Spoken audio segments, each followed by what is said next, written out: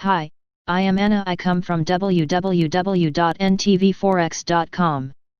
Risk wobbles on China woes gold breaks out. http ntvforex.com news ID 853A02. 7/22/2020 10:41:56 am. US-China tensions escalate. Euro holds above 1.1500.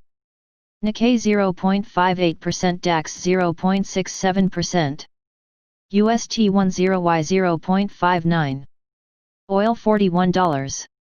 Gold $1,850 ounce, GUSD $9,343. Asia and the EU.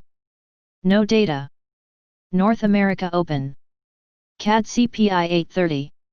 Equities sold off in late Asia and early European trade today on news that the US has forced China to close its Houston consulate due to intellectual property violations.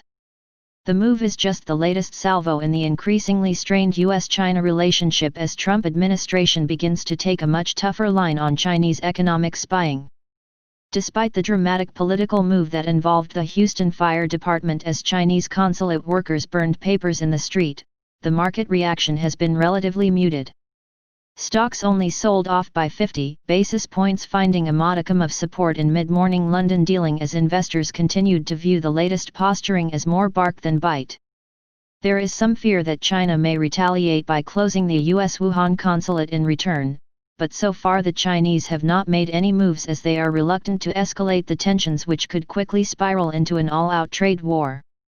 Still, the news on the geopolitical front is sure to weigh on risk flows as concerns will mount that political jockeying could impair the global recovery from the pandemic, especially as the rhetoric turns more strident as the summer proceeds.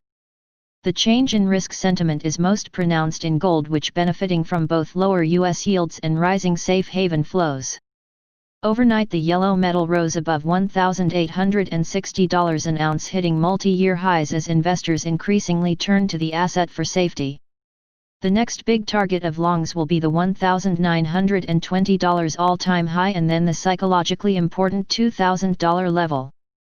Gold attracts flows when real interest rates compress and when political tensions rise, so the current market regime is a perfect recipe for a move higher over the intermediate-term horizon. Subscribe our channel to receive the news as soon as possible.